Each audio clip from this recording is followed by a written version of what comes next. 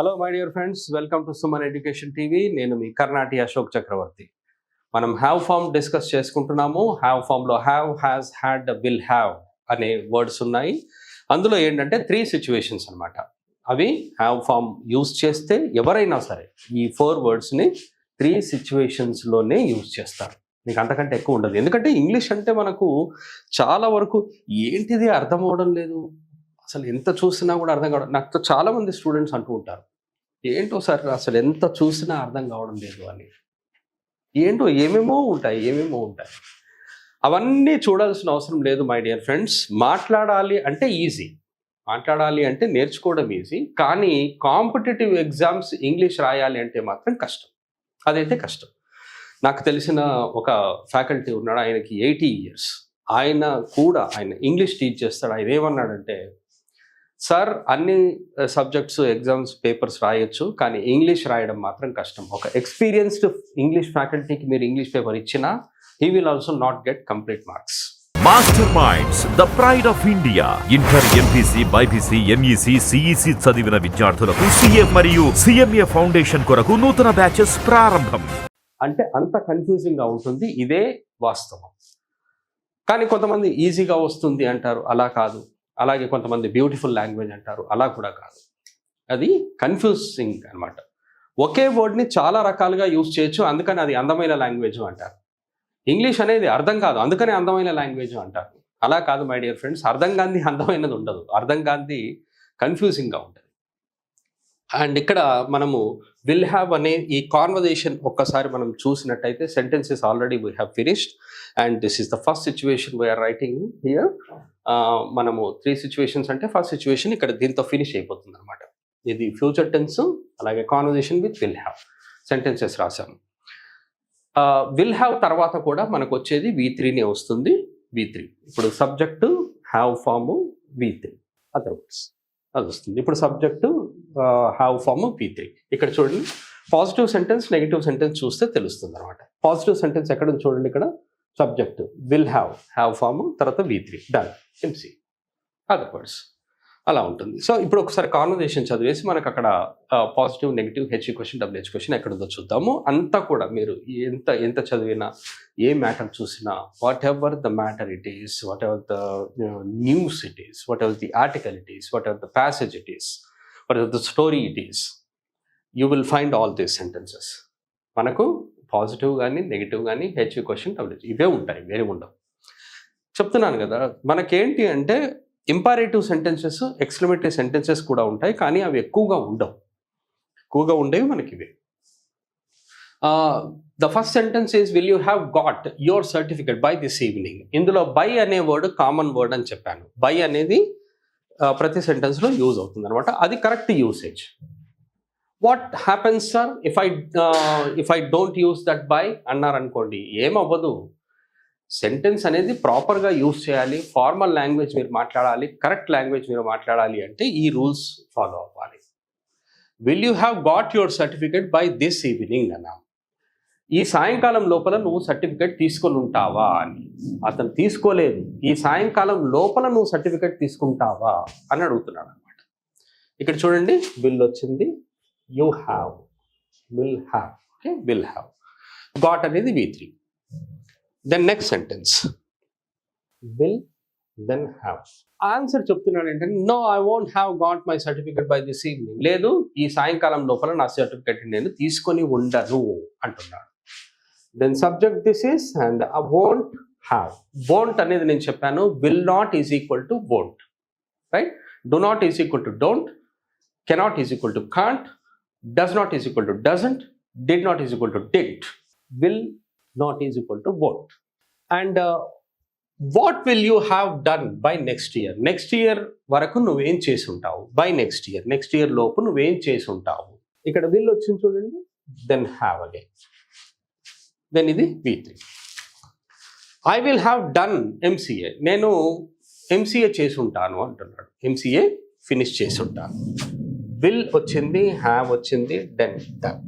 Okay, ఇక్కడ got V3 కూడా వచ్చింది అని చూపిస్తున్నాను మీకు. Then next sentence. So who will have given you money for business by 2026? 2026 అయిపోయి లోపల నీకు మనీ ఎవరిచ్చుంటారు అంటున్నారు.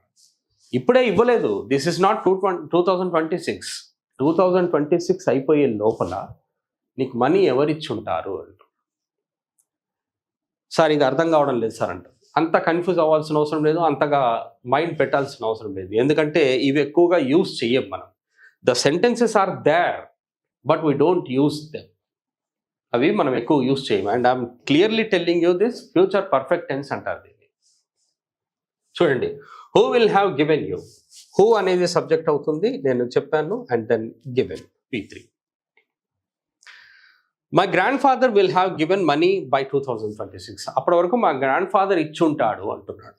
మై గ్రాండ్ ఫాదర్ ఇది subject, will have given money by 2026. By అనేది కామన్ వర్డ్ చూడండి, ప్రతి ఒక్క సెంటెన్స్లో ఉంది. Will he have got retired by that time. ఆ టైం వరకు అతను రిటైర్ అయిపోయి ఉంటాడా.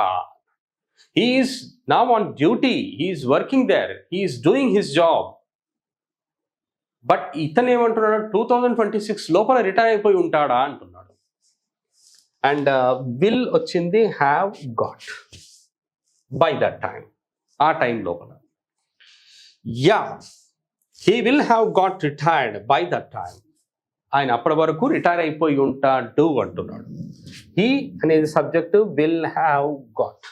ఓకే, సో ఇది పాజిటివ్ సెంటెన్స్. సో ఇప్పుడు మనము పాజిటివ్ ఏంటి, నెగిటివ్ ఏంటి ఒకసారి చూద్దాం. ఇక్కడ ఏమన్నాడు, he will have got retired by that time అంటే అవును అతను ఆ టైం వరకు రిటైర్ అయిపోయి ఉంటాడు. ఇప్పుడు మనము పాజిటివ్ ఏది, నెగిటివ్ ఏది, HU question, WH question. Will you have got your certificate by this evening అన్నాము. What is this sentence my dear? This is HU question, HV question. ఇది హెచ్యూ క్వశ్చన్. నెక్స్ట్ సెంటెన్స్ చూడండి, no I won't have got my certificate by this evening అన్నాము. This is negative sentence. No, I won't have got. What will you have done by next year? What వచ్చింది, then this is called WH question. I will have done MCA అన్నారు. I will have done MCA, not లేదు, అలాగే will helping verb first లేదు, అలాగే WH word లేదు. Then you can say this is positive sentence. Who will have given you money for business by 2026? ఇక్కడ WH word ఉంది. When you see WH word in the beginning of the sentence, that is considered to be a WH question. So ఇక్కడ ఇది WH question. Next sentence చూడండి, my grandfather will have given money by 2026 అన్నాం. ఇక్కడ మనకు helping verb first లేదు, so helping verb question కాదు. అలాగే not లేదు, నెగిటివ్ సెంటెన్స్ కాదు. WH word in the beginning of the sentence లేదు, సో అది కూడా కాదు. కాబట్టి ఇది positive sentence. Then next sentence, will he have got retired by that time. ఇది ఏం సెంటెన్స్ చూడండి. సో విల్ వచ్చింది ఫస్ట్, హెల్పింగ్ వర్బ్ వచ్చింది కాబట్టి obviously this is helping verb question. Helping verb question. Next sentence చూడండి, yeah he will have got retired by that time. మనకి ఇక్కడ WH word లేదు, అలాగే హెల్పింగ్ వర్బ్ ఫస్ట్ రాలేదు, దెన్ నో నెగటివ్, ఇక్కడ not లేదు. కాబట్టి ఇది పాజిటివ్ సెంటెన్స్. మనకు నెగటివ్ వచ్చింది, హెల్పింగ్ వర్బ్ క్వశ్చన్ వచ్చింది, WH క్వశ్చన్ వచ్చింది, అలాగే పాజిటివ్ కూడా వచ్చింది. ఇప్పుడు మీరు ప్రాక్టీస్ చేయాల్సిన విధానం ఇలా. ప్రాక్టీస్ కాన్వర్జేషన్ని కాన్వర్జేషన్ లాగానే చేయాలి. ఓకేనా? సెంటెన్సెస్ అన్ని కూడా మీకైతే అర్థమయ్యాయి కదా, అర్థమయ్యాయి. ఇప్పుడు మీరు ప్రాక్టీస్ ఎలా చేయాలో చూడండి. Will you have got your certificate by this evening. మీరు అమెరికన్ లాగా ప్రాక్టీస్ చేయాల్సిన అవసరం లేదు, ఫారెన్ కంట్రీలో ఇంగ్లీష్ మాట్లాడుతున్నట్టుగా అవసరం లేదు. Just you can practise like Indian. Will you have got your certificate by this evening? No, I won't have got my certificate by this evening. What will you have done by next year? I will have done MCA. Who will have given you money for business by 2026? My grandfather will have given money by 2026.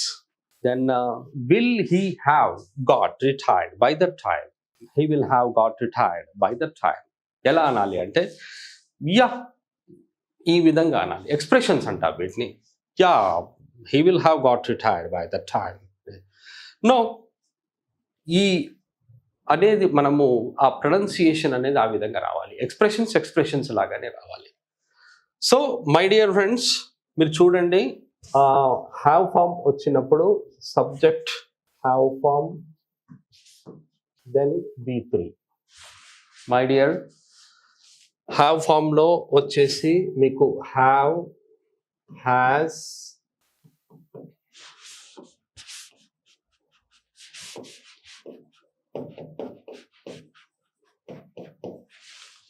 ఇవే ఉంటాయి చూడండి. Subject వచ్చింది, ఇది have form. Have ఫామ్లో words, ఈ words చూడండి, ఇవే words. And వీటి తర్వాత V3 వచ్చింది. You can also observe in the conversations or in the sentences or in the structures. ఇదే ఉంటుంది. ఇది సిచ్యువేషన్ 1. అలాగే గుర్తుపెట్టుకోండి, ఇది సిచ్యువేషన్ 1. ఓకే, ఇది situation 1. And in this no past indicators, ఇందులో పాస్ట్ ఇండికేటర్స్ యూజ్ చేయొద్దు. అలాగే హ్యావ్ హ్యాస్ రాసాము, హ్యావ్ హ్యాస్ ప్రజెంట్ టెన్స్లో రాస్తాము. హ్యాడ్ అనేది పాస్ట్ టెన్స్. హ్యాడ్ అనేది రాసినప్పుడు ఒక రూల్ ఉంది. First happened action, next happened action, ఈ 2 ఉంటాయి. First happened action is always with subject had V3. మరి నెక్స్ట్ హ్యాపెండ్ యాక్షన్ వచ్చేసి బిఫోర్ సబ్జెక్ట్ V2 ఉంటుంది. అలాగే బిఫోర్తో సమ్ అదర్ వర్డ్స్ కూడా యూజ్ చేయొచ్చు. I have already given you. My dear friends, first situation 1 have ఫామ్తో సిచ్యువేషన్ 1 ఫినిష్ అయిపోయింది. అంటే మనం ఇప్పటి వరకు మనం ఫినిష్ చేసిన సిచ్యువేషన్స్ ఎన్ని అంటే 6. మనము 6 సిచ్యువేషన్స్ ఫినిష్ చేసాం. మనకు 24-25 సిచ్యువేషన్స్ ఉంటాయి అంటే అందులో మనం 6 ఫినిష్ చేసాం. ఓకే, 7th వన్ వచ్చేసి మనకు హ్యావ్ ఫామ్లోనే ఉంది. ఆ హ్యావ్ ఫామ్లో ఉన్న సిచ్యువేషన్ ఏది అంటే అది పొజెషన్స్ అవుతుంది. ఆ పొజెషన్స్ని మనము నెక్స్ట్ వీడియోలో చూద్దాము. I hope you have understood so far and practise well. Practice చేయండి, రెగ్యులర్గా ప్రాక్టీస్ చేస్తేనే వస్తుంది. జస్ట్ మనము ఊరికే రాసి చూస్తే కాదు, మనం ప్రాక్టీస్ చేయాలి. నేను ఎలాగైతే చెప్తున్నానో 6 hours ఎవ్రీడే ప్రాక్టీస్ చేయాలి. ఫర్ 2 months మీరు రెగ్యులర్గా ప్రాక్టీస్ చేస్తే మీకు కంపల్సరీ మాట్లాడటం వస్తుంది. ఓకే, ఇంగ్లీష్ అంతా ఎంత నేర్చుకుంటున్నా ఇంకా నేర్చుకునేది ఉంటుంది. అది ఏ లాంగ్వేజ్ అయినా అంతే. కాకపోతే ఏంటంటే మనం మాట్లాడడం రావాలి అంటే మాత్రం minimum 2 months daily 6 hours you have to practice. So thank you very much, my dear friends. Have a nice time and have a nice learning. All the best. Suman టీవీలో మీ పర్సనల్ అండ్ బిజినెస్ ప్రమోషన్స్ కోసం కింది నెంబర్కి contact చేయండి.